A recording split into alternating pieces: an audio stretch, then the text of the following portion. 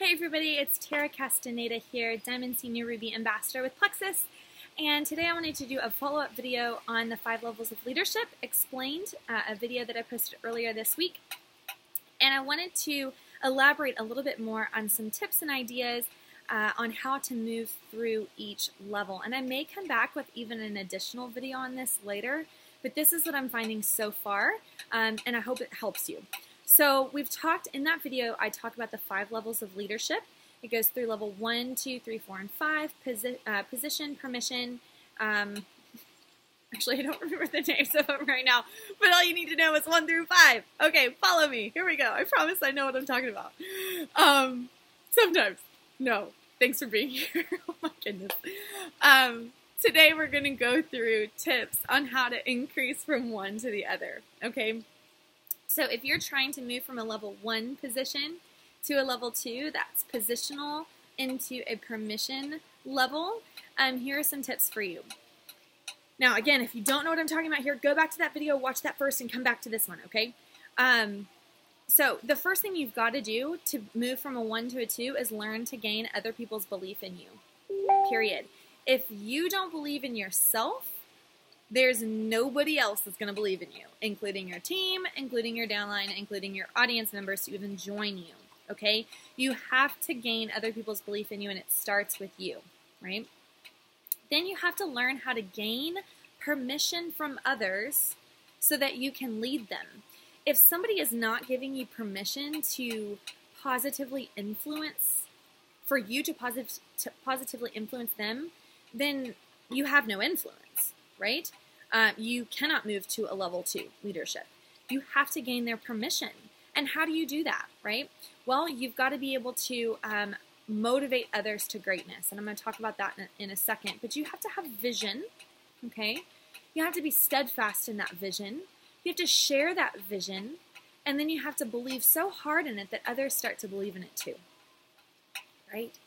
How do you motivate others to greatness? Well, great leaders are those who include everybody in their sphere of influence by recognizing each person's strengths and greatest values. Everybody's got different ones, but by recognizing them and building them up in their own strengths is going to be huge here.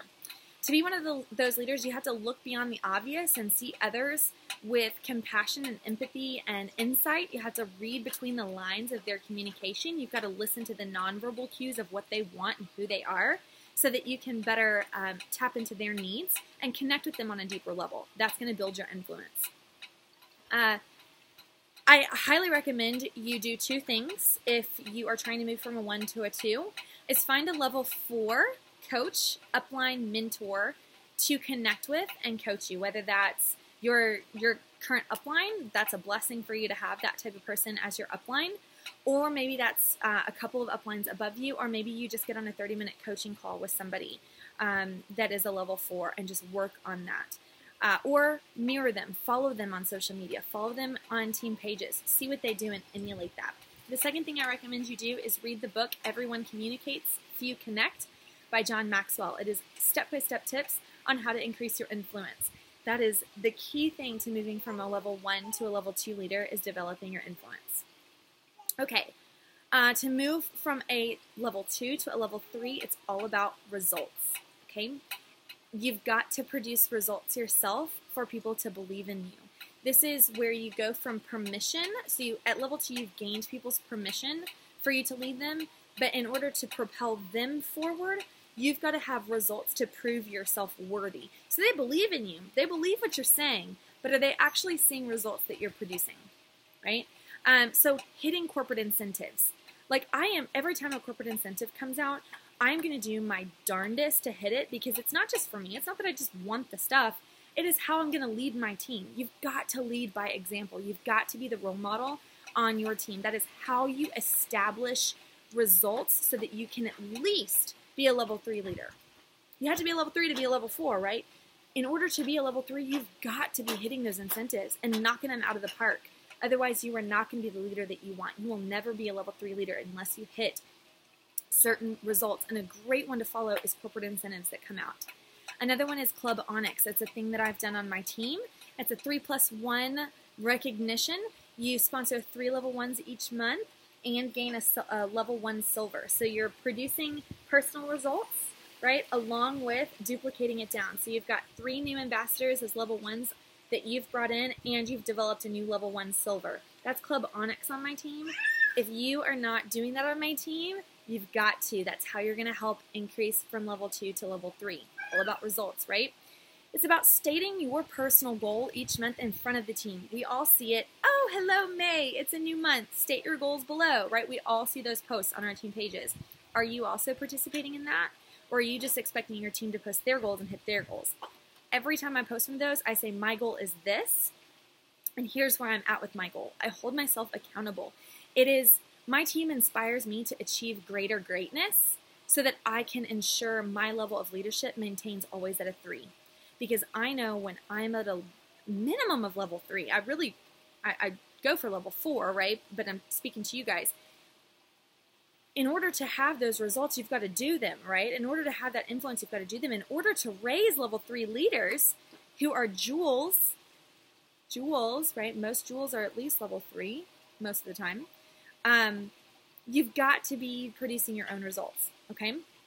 And improve your listening skills. If you want to move from a 2 to a 3, improve your listening skills. Having great leadership skills includes you being able to clearly and specifically communicate your vision, your goals, your skills, your strengths, your intentions with your team, and your expectations of others. This also includes your ability to listen. So not just, communication goes both ways. It's not a monologue, it's a dialogue, right? It includes your ability to listen to what other people are consciously and unconsciously communicating with you, right? To be a great communicator, you've got to continually strive to improve your verbal, nonverbal, and listening skills. All 3 of those are so key. Listening to what other people want, tapping into who they are, what their needs are, so that you can connect with them on a greater, more impactful level, more influential level. Okay, to move from a 3 to a 4, you have to ensure that your level 1s are doing the same that you just did above to move from a 2 to a 3. Duplicating what you're doing. That's the key to move into a 4. People development, duplication, reproduction. That's level 4 is reproduction. Coaching your team members to believe in themselves, teaching them how to increase their influence, getting permission from others so that you can lead them and influence them to make that first post, to message those first 20 people, to sign their first 3 people, to reach gold, getting your team members, your level 1s to promote. If you struggle to get your level 1s to promote, you are not a level 4. Don't mean to be that blunt, but you're not. Help your friends do that, and you will start achieving level 4, right? Continuing self-development and skill set honing. You've got to hone those skill sets, hone those strengths. If you think that you have arrived or that you are the best person on your team, if you think you are, or even if you are the best person on your team, you are not a level 4 leader, right? You have to drop the ego and develop others up. You want people to succeed you. You want people to be better than you, right? That's what you've got to do. So you got to learn more. To move from a level 3 to a 4, you've got to be willing to admit and learn from your failures and weaknesses, okay? None of us are perfect. I am nowhere near perfect. I have so much to learn, right? You've got to be able to accept that. The most successful leaders know that the key to success is to not avoid failing or falling down, but to learn from those mistakes and to be vulnerable about them and be willing to correct them with the team. Okay? As a strong leader, you're also going to be able, or you should be able, to communicate your weaknesses to the team so that you and your team can either learn from them or find somebody that's got a, a